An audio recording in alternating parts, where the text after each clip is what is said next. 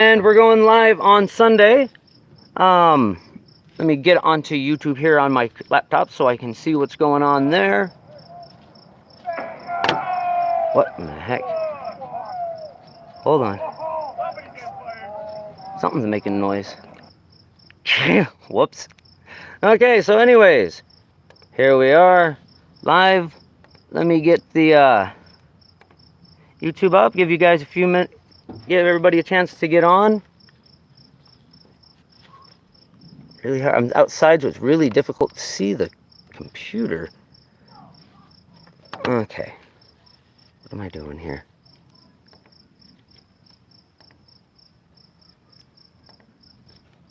I don't know how to have set this up beforehand is the problem. So now, go to content and live, and that should give me, yes, here we are. Okay, so, get this going. How do I, there we are.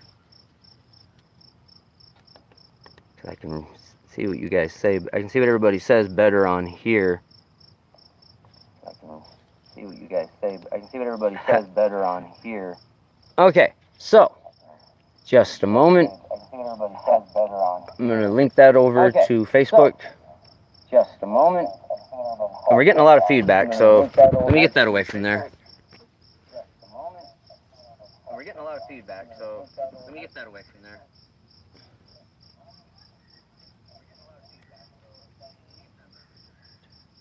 Okay, I just want to post the link to here on my feed on Facebook and in the guild. I just want to post the link to here on my feed on Facebook and in the guild. Oh, why am I being silly? There we go. Sorcerer's Guild. Oh, went to the page, not the channel. I'm sure some of you have noticed right before there is a guild group and a page. Sometimes we wind up on the wrong one. There is a guild. There we go. Group and a page. Sometimes we wind up on the wrong one. There we go.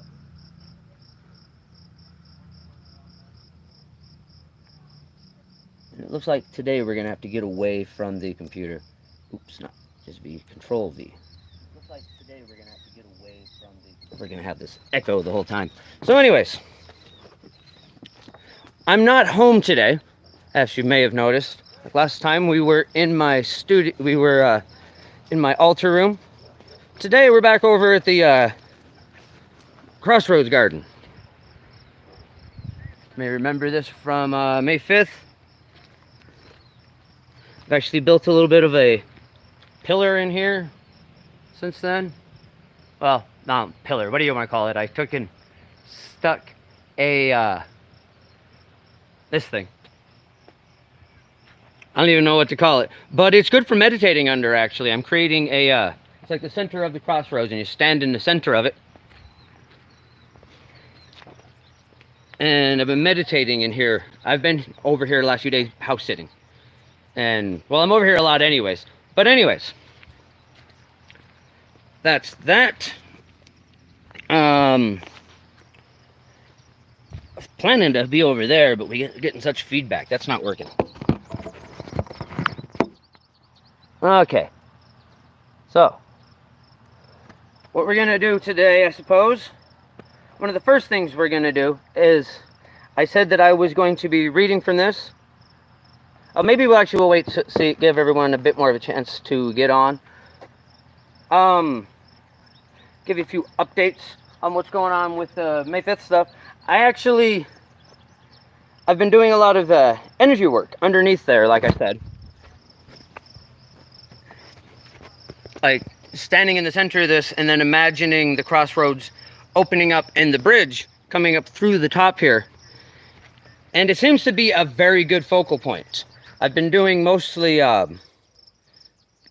stuff similar to the glass hands. If you remember the glass hands video where I was trying to scry, but I'm just moving the energies back and forth. So basically energy balls, energy work, but it's getting quite strong. The other night, I am half convinced that I actually was able to create a small spark of light. I wasn't able to reproduce it, but at least for a moment there, I saw something that may have been an actual manifestation on the physical plane. Unfortunately, I wasn't filming that, so, you know,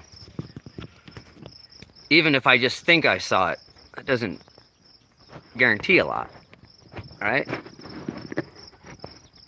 Because it was only me. It's one of them moments where you really wish you had somebody with you. Anyways, I'm gonna walk back over here. I think that's gonna create too much feedback. We're just gonna go ahead and close the computer down.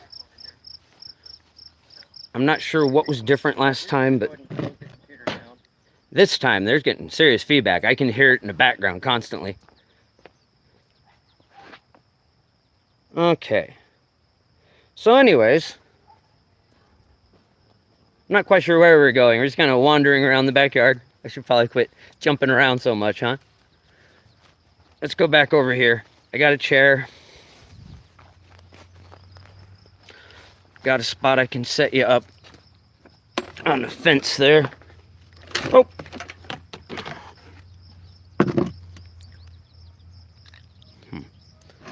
Let's go. Too bad the horses aren't out. They'd make a good background. There's horses in the backyard here sometimes. Sadly, they're not out at the moment. Well, we'll go back over to the table now that I've... Very indecisive at the moment, huh? Okay, anyways. Still getting the hang of this live thing. Here we are. I think I have to touch this to see if any of you have said anything. Yep, there we go. Okay, so, anyways, obviously, I'm not going to be reading the whole book, but I did publish the novel I was talking about in, the anthology that I was talking about in the last live episode, Anarchy's Last Stand, and we had discussed me reading that, and I thought that would be something fun that we could do on Sundays. I mean, I'm not going to read this whole book right here and now. It's not huge, but it is a bit big for us to read all in one sitting, so I thought we would read like one section each Sunday. When it's over, I'll leave a copy to a link in the description of the post. I'm not quite sure how to leave a link mid-broadcast. Oh, you know what I could do? That's what I did last time. I remember now. Silly me. I remember how I did this last time. I just had this one muted. I get rid of the feedback. Okay.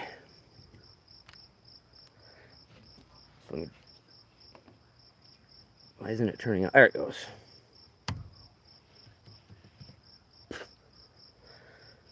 Okay, so back over to this. Let me just mute it here. Oh, there we go. See, I couldn't see everybody talking to me before. I can see you now. Much better. Hi, Tiffany. Hi, Mark. Hello, Goatleg. Okay, well, we're not going to be typically just...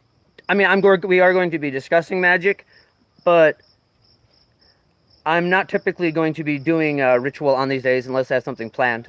We're more just going to be chatting today. So, this is the back of the book. Got a picture of my face there, and Manatelyu. We'll be talking more about him in the future. Drop a dime from Manatelyu. But that's not quite ready. He's not quite ready for display. So that's one thing that we will be discussing soon, but not quite yet. He's not quite ready. Okay, so anyways, Anarchy's Last Stand is book one in an interconnected series of short stories and novellas, forming the mythology of the fictional world of Terra, accompanied by a collection of Sorcerer Tal's poetry, philosophy, and... oh, the barcode won't be over this part when you guys go to a copy. This is the proof copy. Things had to be changed just a little bit, but it's philosophy and spiritual contemplations. I don't think there was another word there, and that's why I can't remember it. I think all that's blocked off is that little part of an end.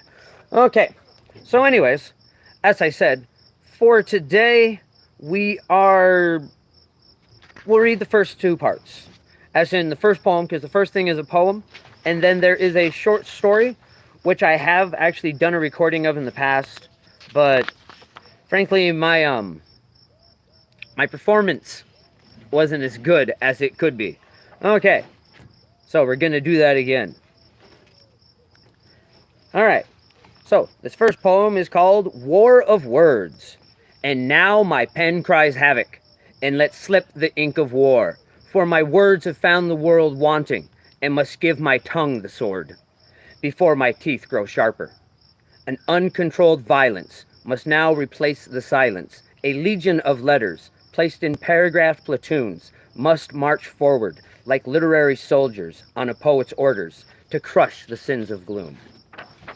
Okay, so that's the first poem in the book. And then there's a short story here that I said I'm going to read as well. I mentioned this short story actually in the last video, the Cosmic Collective. So in my paradigm, this is essentially a true story from a very long time ago. I'm not claiming this person is me, but this is one. I mentioned this idea of all of these beings being in a moment of oppressed desperation, reaching out and finding a voice. And this is a story of one of those beings. Okay, Anarchy's Last Stand. That is also the title of this short story, not just the title of the book as a whole. The war between the Anarchs... Oh, there's a mosquito in my eye. Hold on just a second. Let me get... Okay. The war between the Anarchs and the Peacekeepers has raged on for 1,000 generations. The Peacekeepers are finally winning. The last battle is soon to be fought. The Anarchs, last of the wild races, shall soon be in the Peacekeepers' passionless hands. The Peacekeepers, psionists, are in place around the last of the Anarch covens. In the morning, the fate of the Anarchs will be sealed. This morning... Sorry. Let me start again. This morning feels different. There is something in the air that smells somehow wrong. My nostrils itch with distrust of the sense around me, but my thoughts mislead me. All is safe. The words almost seem placed in my head. I know from the interconnected web of dreams that all Anarchs share that we are the last. The final fate of the Anarchs rests in the survival of our small band. All is well. Again, the thoughts seem placed in my head, but I can't shake the complacency it brings. Besides, my mate hungers, as does our brood. It is my turn to seek out food, and I must do it alone. My brothers and sisters are weak, many on the verge of starvation. The deep desert, which we have been forced to retreat to, is desolate and bare. The hot sun leeches at my brother's strength and stills the bite from my sister's fangs. Out here in the desert, it seems as if Muleli has forsaken us. The she-wolf bitch goddess, which is our protector, still shines brightly in the midnight sky, but her glow seems empty and hollow. Perhaps the Crix has slain even her, our mistress. If so, then truly we are all alone. The elder god, whose name must not be spoken, has come to the aid of the Peacekeepers.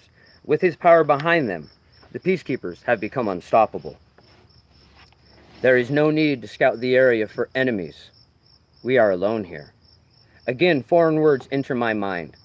I struggle with these thoughts, but they will not be quelled. I try to feel the warm embrace of rage, or at least the cold grip of fear. Only hunger struggles through. I must find food now, and enough for the entire clan, small band that we are. I'm gone all day in my search, but only the scent of desert dust greets my nostrils. The sun sets and Our Lady of Rage rises as I return home. But when the moon fully rises, her glow seems to fade, and a soft sigh, like air escaping from an unresistant corpse, tears through my soul. I know this sound somehow. It is the pathetic death mew of our protector. Our mistress Muleli is dead. The end is upon us. I am able to feel both fear and rage as I break into a run. I know what I will find. There will be no sign of a struggle, but all of my brothers and sisters will be gone. Tears begin to leak from my eyes and drip down the sides of my lupine face. I find exactly what I expect. Everyone gone, leaving behind only a set of tracks leading out in a single file line, all steps exactly 2.5 feet apart. The tracks are old, at least 6 hours, probably more. I must have just narrowly escaped. I think of the thoughts that intruded in my head this morning, and I realize I should have known the peacekeepers were near. Shame heats the sides of my face, as I understand that at least part of me was aware of the danger, but I was not strong enough to shake off the peacekeepers' vice-like mind control. My only comfort is that I know my brothers and sisters shall not become slaves. They will all be dead before tomorrow night. The Anarch's minds are too wild to be controlled without constant supervision by the peacekeeper overminds. It being uneconomical to enslave the Anarchs, they are executed in the most peaceful way possible. Not allowed to scream or feel fear, unable to struggle, my brethren will be led to the center of town, their deaths witnessed by an uncaring, complacent populace. They will place themselves upon a cross, with tilted arms, built within a circle, and lying upon an altar. Slowly they will be pulled apart as the circle rotates out, spreading wider with every turn of the peace symbol's axis. And still there will be no pain, no sensation at all, as the joints of their limbs stretch and tear. They will be torn into 4 separate pieces. No hell will greet my brethren. Even their souls shall be forsaken. This is how the peacekeepers have destroyed us. The dead are gone. They cannot defend us from the influence of the peacekeepers' minds. The door between hell and the waking life has been barred. I slip into the city unannounced, trying with all my might to keep calm. One small trace of emotion, a single glimpse of fear or anger, may be enough to give me away. The peacekeepers are constantly watching, searching the minds of their host cities for the slightest glimmer of an emotion. Emotions lead to thoughts. Thoughts lead to questions. Questions lead to answers. And answers may lead to violence. So the peacekeepers keep constant watch for signs of even the slightest breakthrough in their mental shroud, which keeps the populace in constant sedation and going about their daily lives more methodically than bees in a hive. By the way, for the most part, well, there'll be a few chapters that are there'll be a few parts that are quite long, but we'll probably break those up more. This will probably be the longest time that I read from this during these lives.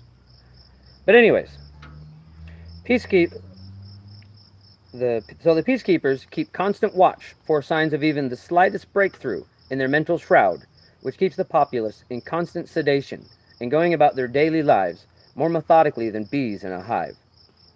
My face is covered in a hood to hide my yellow eyes and protruding snout. I am dressed in the garb of a peacekeeper's apprentice, a brown cloak with a heavy hood which shrouds the face in shadow. It is only the day after my clan has been captured, and I am here to at least try to save them. By the time I make the central square, it's already too late. Alessandra, my mate, is upon the cross, her crucifixion already underway. I try to turn my head before my emotions get out of control, but the fire burns inside of me and I am forced to cry out. A howl escapes my lips and I rush towards the altar. Tears stream down my face as the passion of rage burns in my belly. I pray to the moon that Alessandra can hear my cries, although she cannot turn her head to look upon me. Before I take a single step, the thoughts of the peacekeepers are upon me. I try desperately to shake them off as I plunge headlong towards my mate. Passion compels me, and I make it almost to the cross. Lunging forward, I just barely manage to touch the tip of her foot with my left hand before my will crumbles and I fall upon the hard stone street. It feels like I fell into a pile of down feathers, and I black out. I cannot feel my beloved soul in the netherworld, but I know that she must be dead. The peacekeepers have taken her from me. Even here in my cell, the peacekeepers watch over me with their stolid mind, so that I am unable to weep. I long for sadness, for the cleansing flood of tears, but nothing can break the stable hold that peace has over my mind. There will be no Alessandra to caress my hair at night. She is gone. No more will I and Kortok hunt the wilds for our meat. Kortok is no more. Tural, who used to prepare our meals, gone. The entire horde is dead. Their souls thrust into oblivion. Nothing will remain. I am all that is left. Tomorrow, I too will die. My only comfort is in the thought, although I know it is not true, that maybe in oblivion I will at least be able to feel pain. As they come for me, the calmness grips me, and I am compelled to rise. My feet step from my cell of their own accord, each step exactly 2.5 feet apart. I am unable to even try to resist. I feel nothing, no fear, no rage, not even resignation. I approach their altar passively and lay down upon the peace symbol's axis. 2 men in hooded cloaks, similar to the one I wore previously as a disguise, approach. They take my limp arms and slowly strap them into place upon the cross. Their eyes are dull and glassy, lacking emotion. Their steps are exact. They tie my legs. I can feel the pressure of the straps, but I cannot resist as the cords are pulled tight. I feel the presence of peace enter my heart, slowly draining away the essence of my soul, stripping me of my individual nature. One of the mesmerized servants begins to turn the wheel, and the process begins. My arms and legs tighten as the pressure increases. Painlessly, my bones begin to slip out of joint. The wheel expands, thus bending, stretching, and contorting my limbs. My consciousness fades and gently begins to give way. It feels like sliding off of silk into lukewarm water. My eyes close peacefully, and softly, I begin to die. Suddenly, I am alive with a searing pain. A voice that has 1,000 voices echoes in my soul. I hear voices from 1,000 different times, all dying in a moment of pure desperation, with no hope available in their own reality. I am an old woman tied to a steel rack, the knowledge of my grandmother's coursing through my tortured frame. A man with a silver cross and a black hood leans over top of me, demanding I renounce my allegiance to my ancestors, proclaiming them to be tricks of the devil. When I refuse, they drag me screaming to the middle of the town square, where they tie my body, the body of what used to be a high priestess, to a stake and burn my flesh. I am a warrior of my native lands. I am a small child. I am a proud beast. I am. There is no end to the names or faces of victims of the cruel and callous in an infinite number of timelines. We reach out for help, finding only each other. Though we are all broken, battered, and bruised, together we are given enough strength to move. I become 1,000 faces, linked to 1,000 voices, all crying out in the torture of death. The voices become one voice: vengeance. We can give you vengeance if you will swear your alliance to us. I hear the voice speak, but I am part of the voice that speaks. When I accept it, it is my voice alone that I hear, echoed in an infinite number of tongues. My eyes fly open. I am still upon the cross. Now pain, anger, rage, sadness, and hope are my companions. I am beyond their control. I scream a long, deep howl. Turning my head, I look directly into the eyes of my executioners. In their eyes, I do not see the calm complacency of peace. I see the stark, cold grip of fear. Exhausted with my final effort, I die upon my martyr's cross. Although the anarchs were no more, with a single scream, linking 1,000 other moments in 1,000 other times, in 1,000 other places, a connection was made. And the power with which the peacekeepers held sway over a single reality was shattered. Okay, so that's that. Sorry. I get a little emotional when I try to perform. Most of the time we're going to be only reading from that for a few minutes, because obviously typically it'll just be like a poem that I'll read. Maybe there's a few essays in there. There is one novella. I did notice that the count dropped, so I guess those of you that don't enjoy that, you can leave and then come back or whatever, but it won't typically be that long. So anyways, what else? There are a few things that I wanted to talk about that I figure we could discuss on this channel. One thing that I wanted to talk about You've heard me say before that I am neither neither a prophet nor a messiah, and that of course is true, obviously. But there's a reason that I keep talking about that. I bring that up so often, besides the obvious that I'm just some guy. Um, is that hold on, my mind slipped. Oh yes, when you see it's like I talked about with the collective in the last video about how we need to they want to discuss with us as equals, which is of vital importance to them for several reasons. But part of that is that communication, proper communication, is only possible between equals. Yeah? Um, the reason that I've been thinking about this a lot lately, and even though it looks like in the news maybe things are starting to go the other way, is the war in Ukraine and Vladimir Putin. Yeah? This is a perfect example of what happens if you become a leader. Yeah? People tell the leader not what is true, but what the leader wants to hear. So what occurs in these moments is, like in the example of Putin, he wants to invade Ukraine. And every general that tells him it's a bad idea gets fired. So eventually he's surrounded by people that are just telling him it's a good idea, right? And so then he thinks all these things that are untrue. That he thinks he's going to go over there, he's going to be, they're not going to be able to fight back, they're going to be greeted as liberators. All this stuff that he's been told by his intelligence community, because they are afraid to tell him the truth. They're afraid to directly communicate. And that's why it's important that we always all view each other as equals. Because that is the only time that proper communication is possible. If you're speaking to someone that you think is lower than you in some way, well, now you're going to be speaking only what you'll think they'll understand, or only what you think they can handle. Yeah?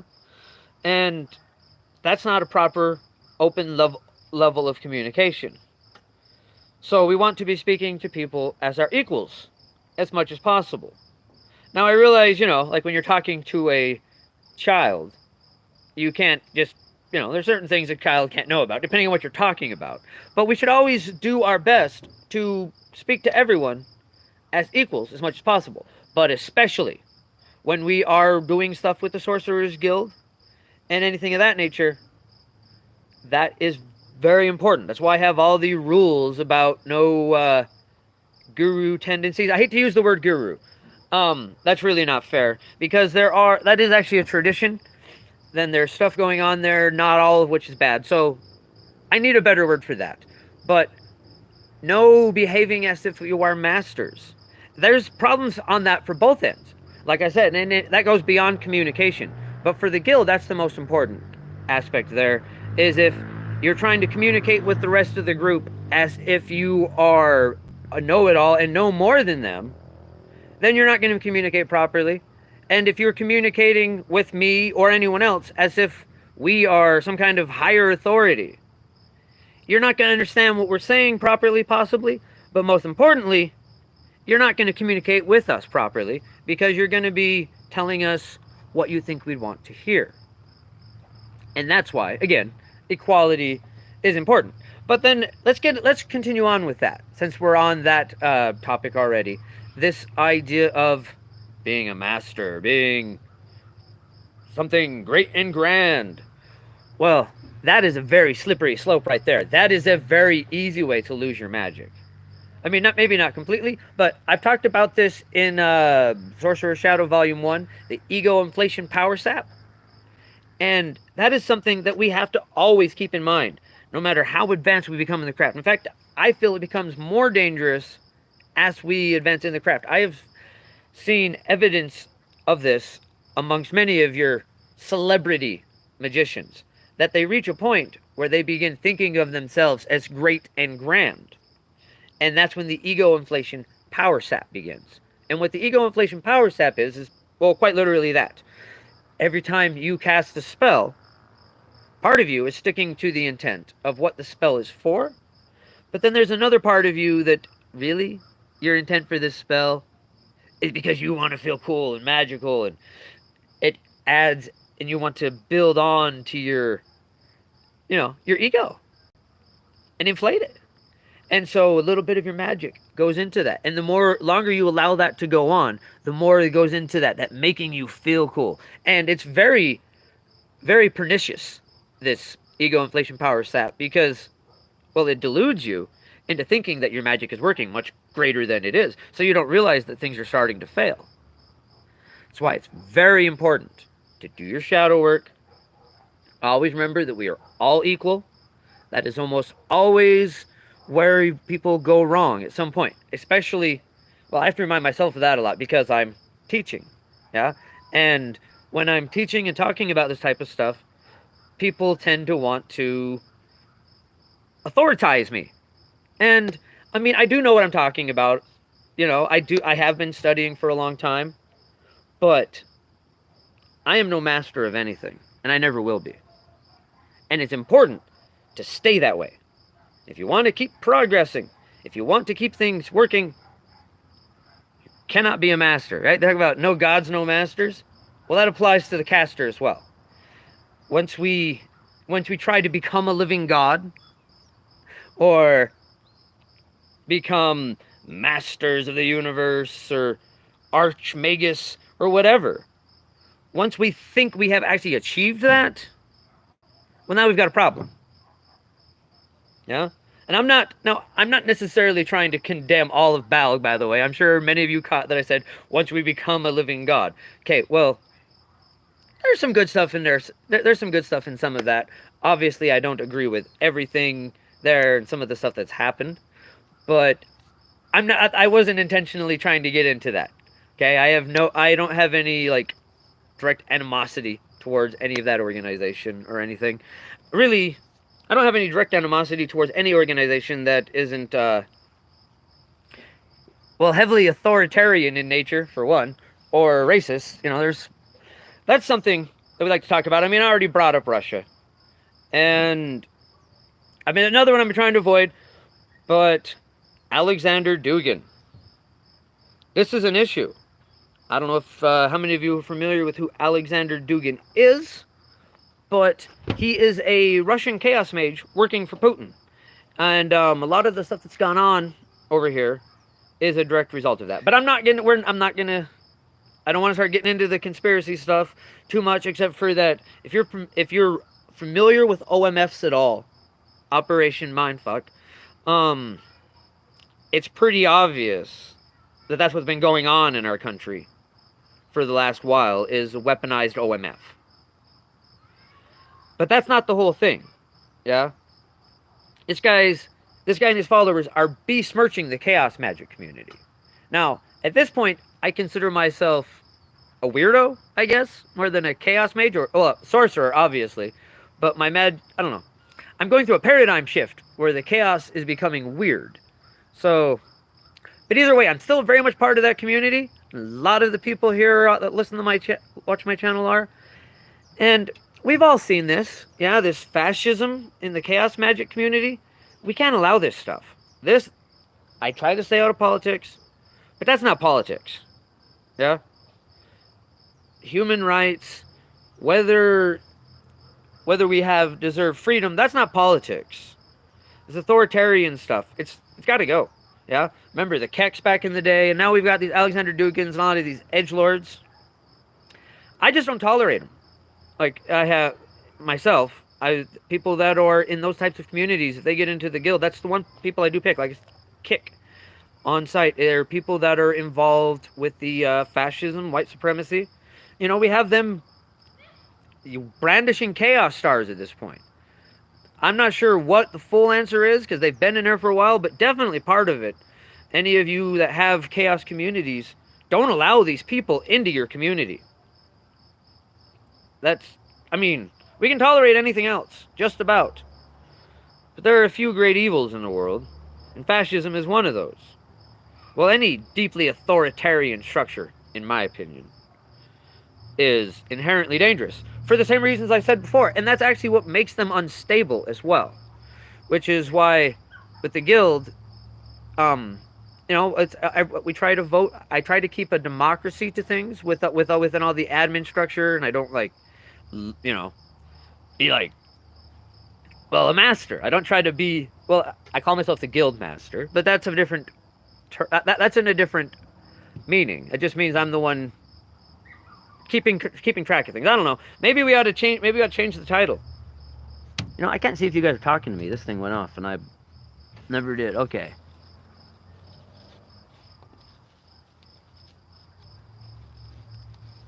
Let's see. Is that the? Why is this thing? Oh, because it's clear. Trying to move a mouse on a clear structure and wondering why it's not working.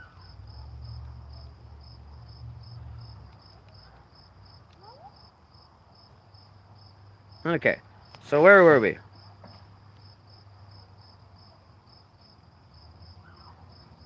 Yeah, I mean, I don't know if I believe in all of the stuff about New World Order and all that, but I do agree that the elite have kind of, they've always taken over. Yeah, this is nothing new.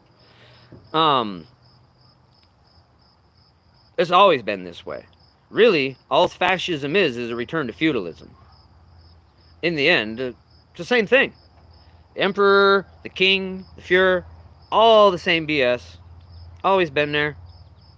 I very much believe that I remember my past lives, and yeah. Humans have always just been a problematic species. We have our issues. We have a tendency, we're a hyper-social creatures. We have high empathy. But we also have a real need to control and a real fear of any kind of cognitive dissonance of any kind. And that's I don't know. Something we have to work on as a species, I suppose. But, right. So, where were we? I don't want to we're getting way heavy into the politics at this point, and that's exactly what I claimed I was going to try to avoid. I'm just catching this up, because apparently it had paused at some point. So, anyways, no, you guys have any questions for me? Anything that we'd like to bring up in relation to sorcery or anything I've mentioned today? I mean, if we want to talk about conspiracy stuff, we can talk about it. There are, I believe, some conspiracies in this world. In my opinion, the biggest one, as I was like, oh, we're not going to get into politics, and then here I go again. Back to this disinformation thing. I mentioned the OMF with Alexander Dugin. That's definitely going on. I mean, he wrote a book about it. It's I wish I could remember the name. But he wrote a book, The Eurasian Protocols, or something like that. And it's got a Chaos Star on the cover and everything, which I find disturbing that he's, again, using our symbolism, using symbols that we use. And it was about how to conquer Eurasia. And exactly weaponizing an OMF. But anyways, that is not what I was getting onto. In my opinion, the biggest conspiracy out there is conspiracy theories. There's a lot of suspicious things going on in this world, but if you talk about stuff that's really going on, it always gets linked to other stuff. And then we get addicted to these views. Yeah? Like, they become a part of our personality. Like, well, that's one I don't think, there's probably not a whole lot of people on my channel that I'm going to upset by saying flat earth, right? So you get somebody talking about something that's real. Like the fact that there's just a very few circle of people that own more than half of the planet.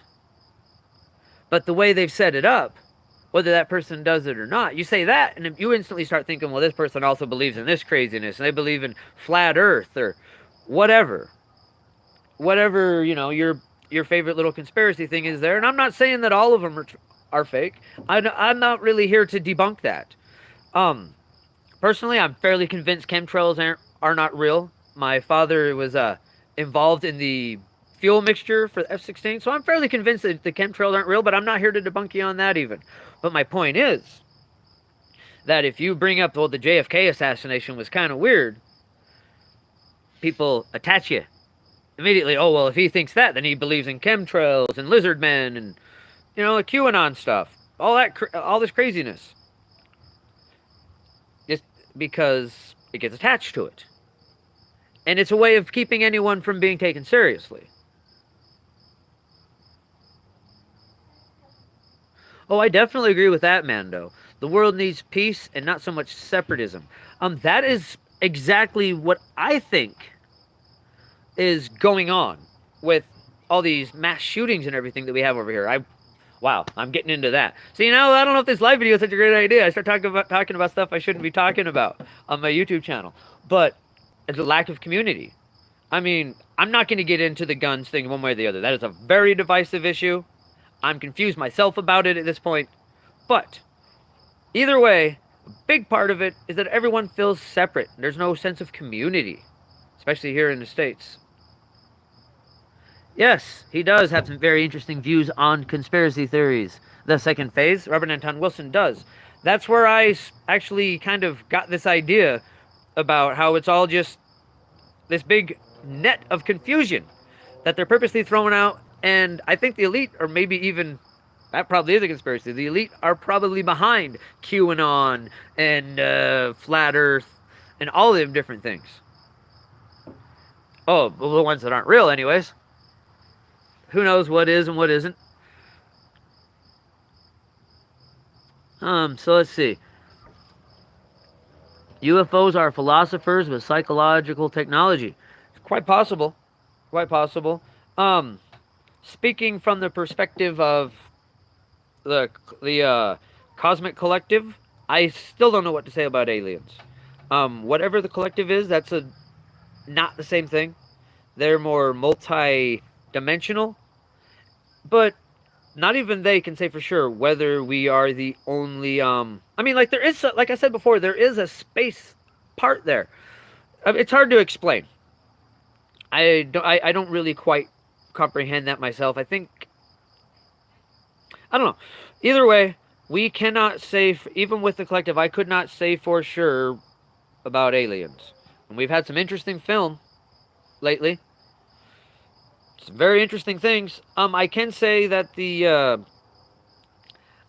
I don't want to be. This is something I very, very much want to avoid in the future is prophesizing dates. But there is one more date that I've had in a dream after this May 5th thing, which it was what it was. Is that the last time they discussed a date with me was 2064, and they did say They did essentially say they were going to turn their ship around now that they knew where we were, and they would be here in 2064. That's a long time from now. We'll see. I'm not gonna bank anything on that one way or the other at this point because, well, I'm liable to not be art anymore at that point, right? I mean, it's like another 40 years, right? Yeah, 20, 42 years. Spiritual retreats. That's essentially like our astro. Do you mean like the dream platforms? I have videos on that, like places that we can go between lives. Or do you mean getting out of here after this life, like leaving this reality completely and getting born in another reality? Because that's totally possible at this point. If it rains, I'm gonna have to go. It might rain on us here in a bit, and I'll have to call the video then if it does. But anyways, dream platforms. There's something I have a video on. If you look through my videos, it's actually in the S1 project series. I talk about it there, and you can use the series that the Squidgel. You can use the Squidgel to do that if you haven't been doing it already. But go over the S1 project videos or look up Dream Platform on my channel, and you will be able to find that. Actually, you know what? Maybe I could. Let's see if I could get a link from that. Designing your own afterlife. How to design your own afterlife. Okay, that's the best one to talk about with there. Let's see if I can actually. Can I put that link in here?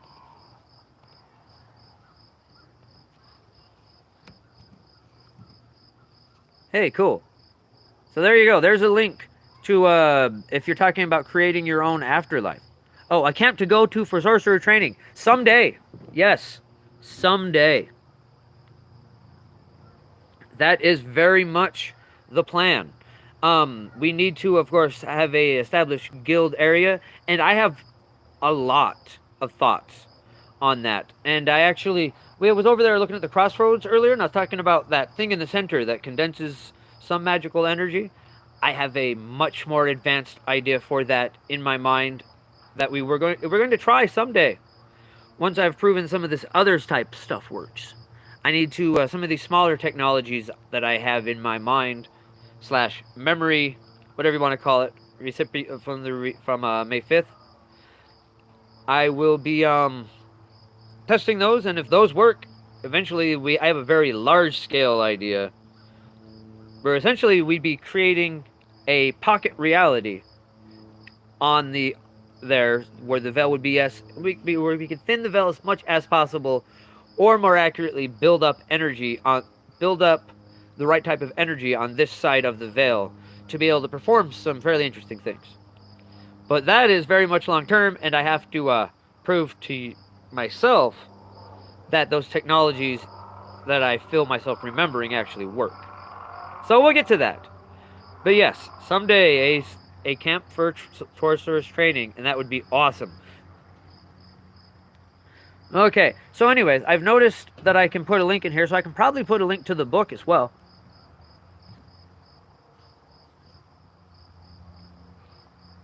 Let's see.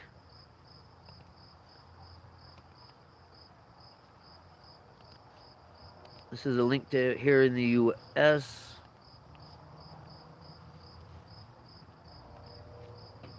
Control V.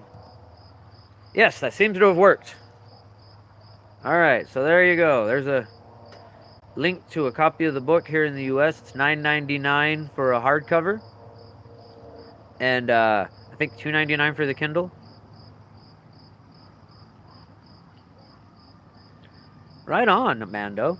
So you've actually been working with the S1 sigil. That's great. I love getting feedback from that type of stuff. Hold on, let me get back to there we go.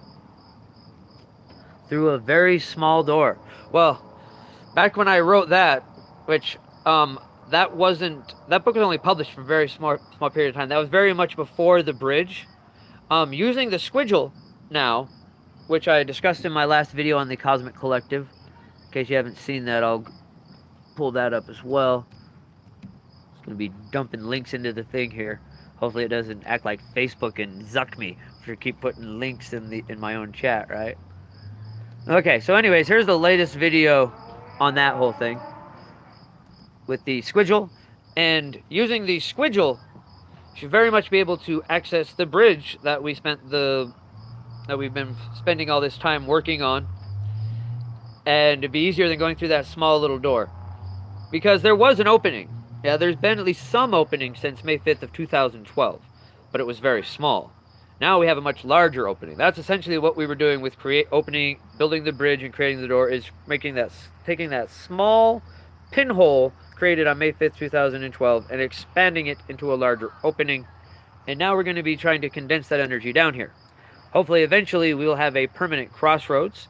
And then we'll be building, I mentioned building like basically a pocket dimension. We need to build a giant ecosphere is the basis of the idea. So we can concentrate the energy inside. It's essentially an isolated area. But there are a few more things to it than that. A few experiments with water that need to be tried just to make sure that everything works out before saying, hey, we're going to do this. So anyways, hasn't rained just yet. I guarantee my battery's almost dead. Last time we lasted about an hour. And, well, we're creeping up on 50 minutes now. Let's see. Is there anything else that we need to talk about this time? Any of you that didn't catch it, I'm no longer referring to the Horde as the Horde. We're going to be referring to them as the Cosmic Collective because it is a much more accurate term to be used. I am fairly connected mentally, whatever. One of the voices of the collective that I am most connected to, of course, was the one that I was reading that story from, and that's where I started using the term horde. But that's really a term more relevant to that particular member and their reality. And I don't know, maybe at some point we will talk about some of these other realities or some of these other stories. I don't know them as well. I do know that they were all people in that moment of desperation. Ayahuasca ceremonies. Um, maybe. It would depend on where the land, when we get to that point, where the land is. It'd have to be somewhere where that was legal, because wherever we get it, we're going to need to be following the laws as much as possible. Because, well, they're going to want to think we're a cult, right? I mean, here I am with the white shirt and a beard and a bald head. Like the background that I put in the guild a while back. It looks so culty, yeah? They're going to think once we get to that point, we're going to have to be very careful about making sure we obey laws and don't do anything stupid, because they're going to think we're a cult and want to Waco us. And we don't want to get Wacoed. That would suck. That is not how this is supposed to end. Yeah, we've already this reality is already connected with the collective. We do not need to get martyred. Okay. So, anyways,